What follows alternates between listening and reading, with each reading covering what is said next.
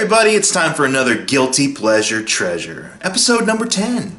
I've been meaning to talk about this movie for a while because going through my high school and college years, this film was always sort of my go-to for a release for action and martial arts, artistry, and actually some pretty compelling performances. I am, of course, talking about 2001's Jet Li action classic, Kiss of the Dragon. Now, there's several things in this movie that incorporate into sort of a guilty pleasure for me. Number 1, Jet Li. Number 2, Jet Li action stuff. Number 3, Bridget Fonda. Number 4, Tchéky Karyo from The Missing. And number 5, co-writer on the screenplay and producer Luc Besson. Yeah, I know comparatively to a lot of other action movies, maybe even around the same time frame, this is probably low-rung stuff. But I still take a lot of enjoyment to this day from the film. Even though I know all the sequences backwards and forwards, I know the plot, I know which over-the-top line Tchéky is about to deliver, it's just a fun ride. And again, I owe a lot of it to the performances. I know English isn't Jet Li's go-to language, and this is around the time that he was really trying to break into Western cinema, but god damn it, he is trying so much with a bare-bones protagonist role. So Jet Li is your basic Chinese cop who happens to know all varying degrees of martial arts, a no-nonsense do-gooder sent to Paris to assist with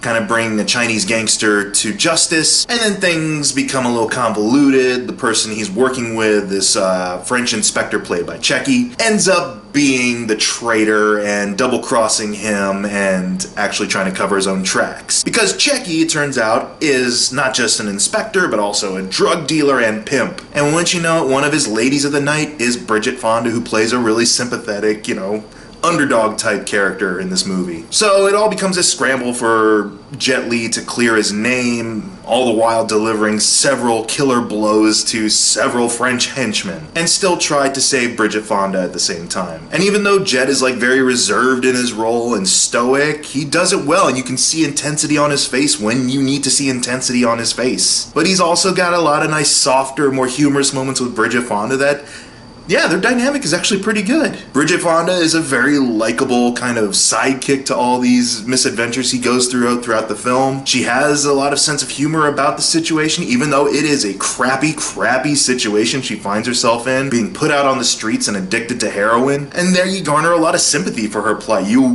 She explains why she's in that predicament and what Jet Li needs to do to help her get out of it. And god damn it, Bridget is trying so much in this movie. This was about a few years after Jackie Brown, but man, I like Bridget Fonda's acting. But all this wouldn't work well if you didn't have a villain who both entertains and disgusts you. Man, oh man, Tchéky Karyo is that guy. I hope I'm saying that name right, Tchéky. My apologies in advance. He goes full-blown supervillain 11 on the scale. There's a point where he is intimidating Bridget Fonda into staying quiet about what she's seen at a crime, and his henchman's preparing a dose of heroin in the background, and she's like, "What's that? I don't want that, I don't want that." And she's like, you can tell this character is legitimately terrified about being injected with heroin. And the entire time, he's right behind her being like, "I don't want that, I don't want that." Like, he is mocking her, but it is so vile, but hilarious at the same time. How do you do that? As much as I'm okay with getting my blood drawn for medical purposes and seeing needles,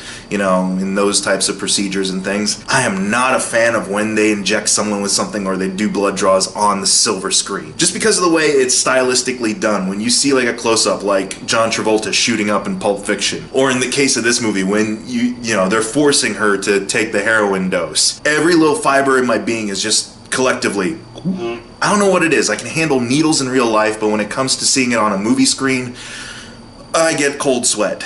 So the action sequences are phenomenally well done, really well choreographed. At times they may veer into kind of comedic late 90s Jackie Chan territory, but for the most part, these sequences look brutal. They are so fast-paced, but you don't feel like you're missing out on any of the action. There's a point coming towards the end of the film where he has to fight a dojo full of trainees, all on his own with 2 billy clubs. And it is intense. It doesn't look like forced choreography. Everything looks natural and fluid. I heard a rumor that one of the earlier action sequences, he actually was able to kick a pool ball out of its corner pocket and then kick it out on the screen. Watching that sequence in this film, I can't tell if that is legit or if it is some CGI trickery at certain points.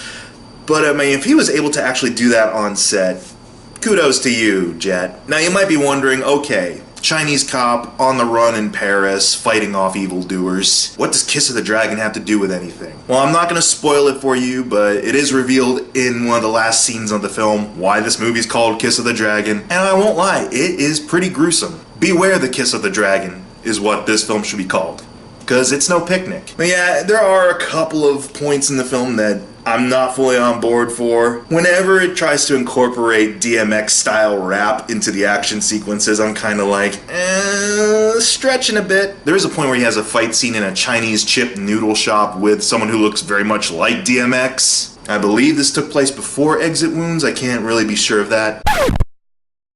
And then you've got that song, you know that song. I'm an outlaw, make on the draw, something, something, something. That starts playing and I'm immediately given Michael Clarke Duncan flashbacks to Daredevil. So it definitely isn't a perfect movie.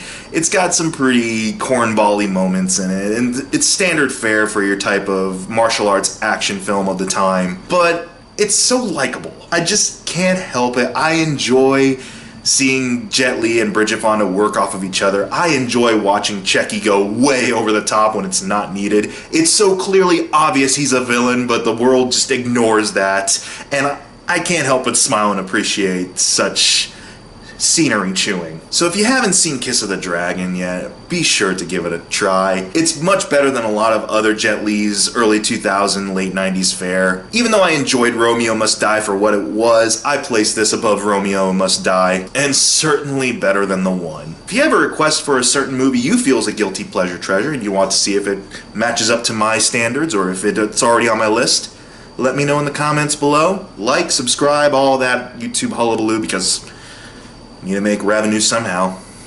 Alright, see you all later.